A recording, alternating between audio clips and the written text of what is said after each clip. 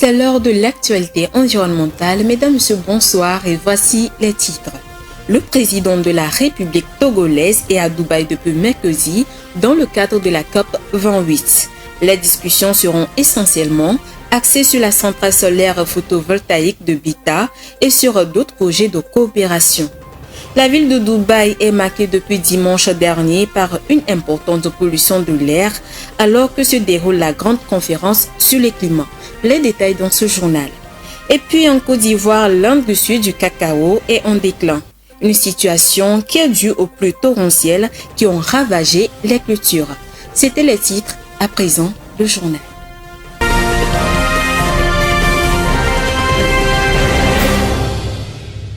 Comme annoncé dans les titres, le président de la République togolaise, son Excellence Faure Essouzimna Gnassingbé, est depuis le mercredi 29 novembre dernier aux Émirats arabes unis où il participe à la 28e conférence climatique. La centrale solaire photovoltaïque de Bita et d'autres projets de coopération seront au cœur des discussions. Léonce Sabou. Le président de la République togolaise, Faure Essouzimna Gnassingbé, s'est rendu à Dubaï où il a été officiellement invité pour participer à la COP 28. Il a été reçu à son arrivée par son homologue émirati, le cheikh Mohammed bin Zayed Al Nahyan. Il y avait au centre des discussions la coopération dans le secteur de l'investissement au profit des PME-PMI convenus par les deux dirigeants et plusieurs autres sujets d'ordre multilatéral comme ceux décidés en juin 2022 au cours de la dernière visite officielle. Il s'agit du renforcement entre les deux pays dans les secteurs d'économie, du développement et des énergies renouvelables.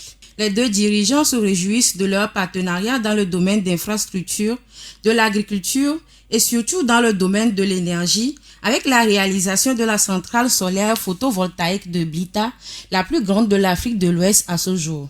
À Dubaï, le président de la République et sa délégation présenteront les projets dans l'engagement du pays contre le changement climatique. Le Togo a aménagé sur le site un bureau et un pavillon pour assurer une meilleure visibilité afin d'obtenir des financements en matière de défense de l'environnement et de développement durable. La population de Dapaon, située dans la région des Savanes au Togo, souffre d'accès à l'eau potable et du manque d'assainissement. À cet effet, un projet d'amélioration de l'accès à l'eau potable et de l'assainissement a été mis en place afin d'améliorer la qualité de vie de la population. Suivant. La population africaine cesse progressivement d'être rurale. Les villes se développent très rapidement et les besoins de base que sont l'eau et l'assainissement constituent une priorité majeure. La ville de Dapaon est confrontée à un problème de santé lié à l'accès à l'eau potable à tous et à la gestion intégrale de l'assainissement. Ces défis ne peuvent être relevés qu'avec l'implication de la population. Le projet a connu donc le soutien d'Esther Solidaire et de l'ONG Communication pour le développement durable dans le but d'améliorer l'accès à l'eau potable, de diminuer et de surveiller le prix de l'eau aux bornes fontaines et d'améliorer la collecte des déchets ménagers. Avec une réserve de 10 millions de mètres cubes d'eau dans le barrage de Dalwak, pouvant alimenter la région des Savanes, la ville de Dapaon est à l'abri d'une pénurie d'eau potable. Cependant, la qualité de l'eau est menacée par les pollutions d'origine humaine telles que les excréments, ordures ménagères, pesticides, déchets plastiques. Aujourd'hui, les populations doivent prendre conscience de l'insalubrité envahissant notre environnement proche.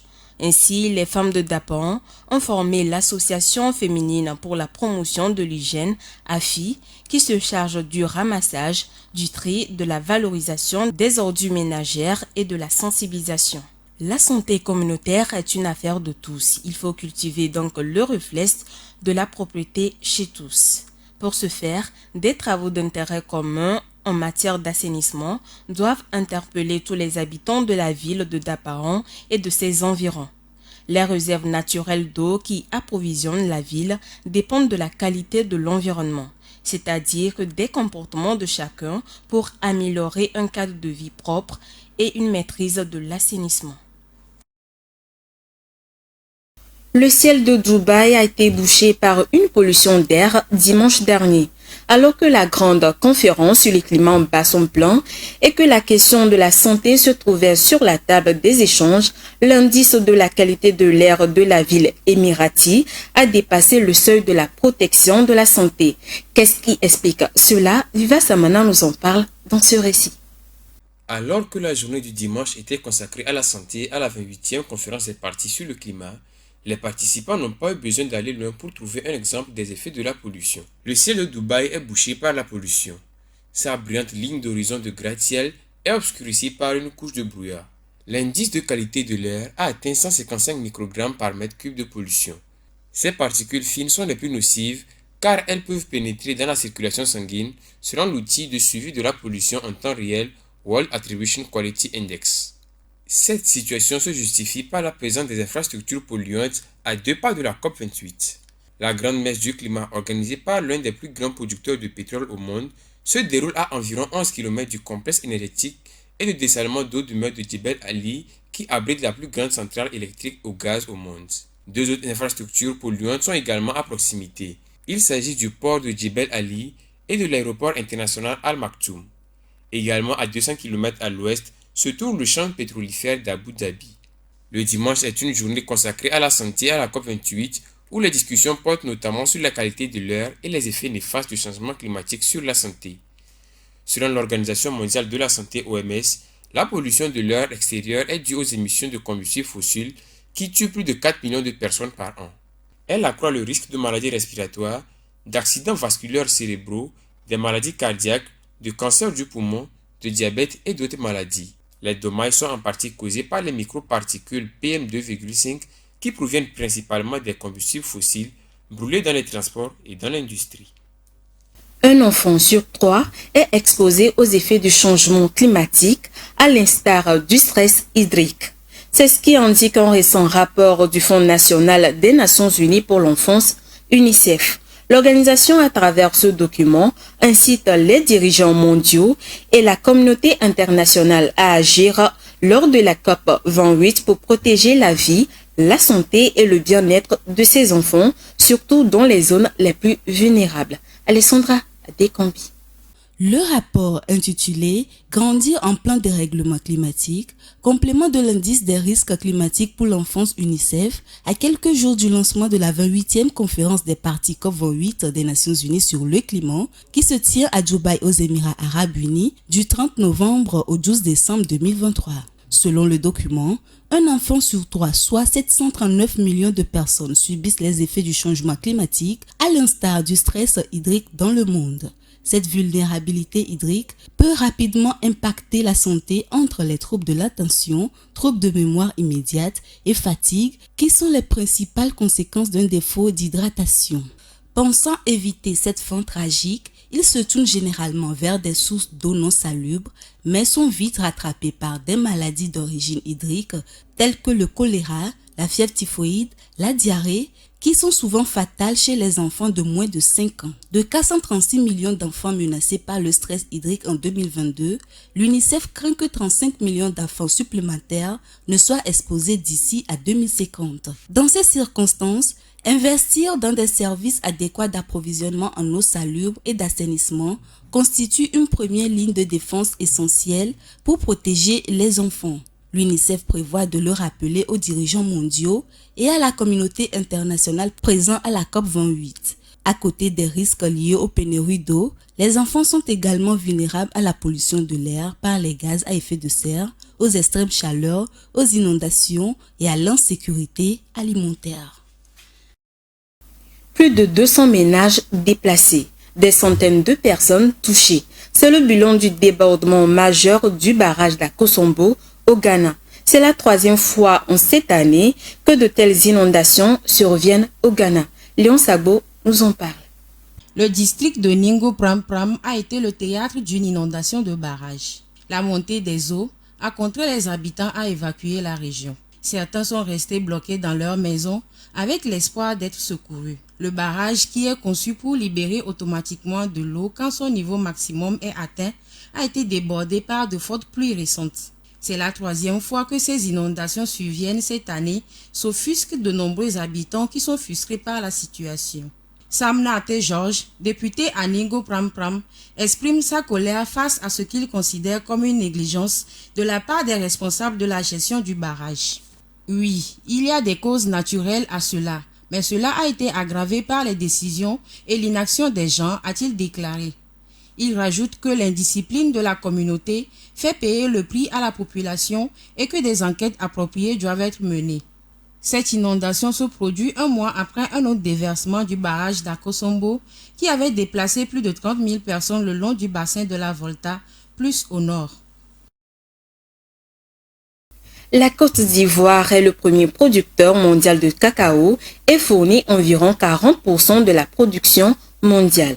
Mais après des pluies exceptionnellement abondantes cette année, les entrepôts de cacao du pays sont presque vides et les producteurs s'attendent à une récolte 3 à 4 fois inférieure à celle de l'année dernière. Regardez.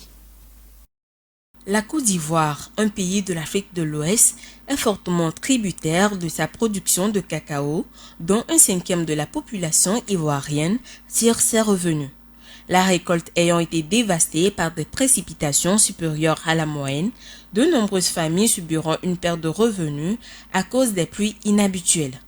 Dans le sud de la Côte d'Ivoire, le mois de juillet a été particulièrement pluvieux. L'agence météorologique du pays, Sodexam, a signalé des précipitations dans certaines régions qui étaient de 20 à 40% supérieures à la moyenne des années 1991 à 2020. Pour les plants de cacao, ces fortes précipitations ont été extrêmement destructrices. Le cacao a besoin d'un bon équilibre entre le soleil et la pluie, un peu des deux, mais pas de trop. En prévision de la mauvaise récolte, le pays a suspendu ses exportations de cacao en juin, ce qui a causé une hausse des prix. Selon l'économiste ivoirien Séraphin Prao, ces pluies torrentielles sont la preuve que le changement climatique touche de plein fouet les pays en développement. Le gouvernement qui fixe le prix du cacao a augmenté les prix cette année, mais la diminution de la récolte signifie que la perte de revenus est inévitable pour les producteurs ivoiriens. Toujours en Côte d'Ivoire, la consommation excessive, la déforestation et l'utilisation des pesticides a fait chuter le nombre des escargots géants des forêts humides. En revanche, l'apparition des fermes d'élevage de taille variable, dont le nombre ne cesse d'augmenter, fait accroître la population de ces gastéropodes. Rafietou Bereko. En Côte d'Ivoire, près de 90% des forêts ont disparu en 60 ans. Raison principale, l'exploitation agricole, notamment du cacao dont le pays est le premier producteur mondial. Cette déforestation régulière et l'utilisation de pesticides sont fatales à l'escargot sauvage dont le nombre diminue toujours plus d'année en année. On nous fait croire qu'il y a escargot, mais à la gare, c'est cher. Ça vaut 5 et quelques mille. Maintenant, ce qui fait que c'est cher là, actuellement là, les gens sont en train de détruire les forêts. En tant qu'escargot là, c'est dans la forêt, ça quitte. Et puis à cause des produits que les gens prennent pour pomper les champs là, c'est ce qui fait ça détruire escargots. Donc c'est ce qui fait qu'il n'y a plus d'escargots. Pour combler le déficit, plusieurs fermes d'élevage d'escargots sont créées par les fermiers. Il en existe aujourd'hui quelques 1500 dans tout le sud humide de la Côte d'Ivoire. Dans ces fermes, on peut voir des escargots géants qui pèsent jusqu'à 500 grammes avec une longueur de 10 cm. Les gastéropodes qui ne peuvent vivre que dans un climat humide sont arrosés et nourris tous les 2 jours. Mais les puristes ne jurent que par l'escargot sauvage capturé dans la forêt à la chair bien plus goûteuse selon eux. C'est ce que demande Bernus Bleu, fondateur et directeur de Côte d'Ivoire Expertise Escargot, CIEE, l'une des plus grandes entreprises de production, transformation et commercialisation des gastéropodes géants. L'élevage d'escargots est moins coûteux, il n'exige pas de produits vétérinaires, donc c'est moins coûteux, c'est facile, c'est naturel, c'est bio. La simplicité de l'élevage des escargots, sa productivité et sa rentabilité ont poussé des milliers d'Ivoiriens à se lancer dans cette filière après avoir reçu une formation. La progression est impressionnante. En seulement 5 ans, la production est passée de 25 à 250 tonnes d'escargots par mois selon le gouvernement ivoirien. En Espagne, la sécheresse assoiffe la région de Catalogne. La situation est très critique au point où les autorités locales pensent à faire venir l'eau par bateau. Principalement touchée par le réchauffement climatique, l'Espagne est frappée depuis 2021 par une sécheresse sans précédent. Vivas Amana. La région espagnole de Catalogne est assoiffée. Les réservoirs se vident et les autorités locales n'excluent pas de faire venir de l'eau par bateau pour approvisionner la région. En effet, la Catalogne est touchée par une sécheresse historique qui ne cesse d'empirer, faute de pluie suffisante cet automne. Le responsable de l'action climatique de cette région du nord-est de l'Espagne, David Mascor, déclare que la période est très critique. Il précise que la sécheresse actuelle est la pire en durée et en intensité depuis le début des statistiques locales il y a plus d'une centaine d'années. Depuis 36 mois, près de 8 millions de personnes en Catalogne, dont la capitale Barcelone, la deuxième ville d'Espagne, ont des précipitations au plus bas. Le niveau des réservoirs stockant l'eau de pluie pour son utilisation lors des mois les plus secs a encore baissé et est aujourd'hui à près de 19% de leur capacité, contre une moyenne de 43,7% dans l'ensemble de l'Espagne selon les statistiques officielles. Les autorités locales ont appelé la population à économiser l'eau afin de retarder le déclenchement du seuil d'urgence sécheresse qui entraînerait des restrictions importantes en matière de distribution d'eau. En Espagne, environ 130 litres d'eau sont consommés en moyenne par jour et par personne. L'arrosage des jardins, le remplissage des piscines sont déjà interdits depuis plusieurs mois en Catalogne, où l'utilisation de l'eau à des fins industrielles ou agricoles est également limitée. Dans ce contexte, le gouvernement régional va jusqu'à envisager d'amener de l'eau à Barcelone par bateau si cela s'avère nécessaire. Déjà en première ligne du réchauffement climatique, l'Espagne traverse une période de sécheresse exceptionnelle depuis 2021, particulièrement marquée en Catalogne et dans le sud du pays. Selon l'agence météorologique, le pays a enregistré à l'échelle nationale un déficit de précipitation de 12% durant l'année hydraulique achevée en fin septembre. Et pour clore cette actualité environnementale, la Chine est le plus grand émetteur des gaz à effet de serre que l'ensemble des pays développés. En 2021, le pays a émis 14,3 milliards de tonnes équivalent de CO2 selon les données de l'Institut de recherche de Potsdam sur les effets du changement climatique. Un chiffre qui fait de la Chine le premier émetteur mondial actuel. Rafi Tsoumbireko nous fait le point. 14,3 milliards de tonnes équivalent CO2 a émis la Chine en 2021 selon les données de l'Institut de recherche de Potsdam sur les effets du changement climatique à travers l'outil Climate Watch. Un chiffre qui fait de la Chine le premier émetteur mondial actuel. En prenant en compte les émissions cumulées des pays à travers le temps, la Chine arrive deuxième derrière les États-Unis. Il n'y a pas de scénario plausible qui limite le réchauffement climatique à 1,5 degré Celsius par rapport à l'ère pré-industrielle sans la Chine, a affirmé pragmatiquement l'Agence internationale de l'énergie. La provenance des émissions de la Chine est connue. Le charbon est la source de la moitié des émissions de CO2 de la Chine, qui génère grâce à lui 60% de son électricité selon l'Agence internationale de l'énergie. L'industrie est aussi responsable de 36% des émissions de CO2, tandis que les transports y contribuent à hauteur de 8% et la construction 5%. La Chine a installé de nouvelles capacités d'énergie renouvelable à un rythme record, notamment solaire, mais elles n'ont jusqu'ici fait que répondre à la demande croissante d'électricité. En 2020, le président chinois Xi Jinping a promis que son pays essaierait d'atteindre son pic d'émissions de carbone avant 2030 et la neutralité carbone d'ici 2060. L'année suivante, il s'est engagé à mettre un terme au financement et à la construction des nouvelles centrales à charbon à l'étranger et a annoncé un plan quinquennal avec de nouveaux objectifs. L'année 2024 pourrait être celle du basculement selon une étude du site Carbon Brief. L'augmentation des capacités installées et le rebond prévu pour la production hydroélectrique devraient faire baisser la production d'électricité à partir de combustibles fossiles et les émissions de CO2 de la Chine à partir de 2024. La Chine s'est ainsi engagée à réduire ses émissions rapportées à son produit intérieur brut de 65% par rapport à 2005 et à atteindre plus de 1200 gigawatts de capacité installée pour produire de l'énergie solaire ou éolienne d'ici 2030. Le programme des Nations Unies pour l'environnement a indiqué en novembre que la Chine atteindrait probablement ses objectifs, notant plus que de la moitié des capacités de production d'électricité provient désormais de sources non fossiles.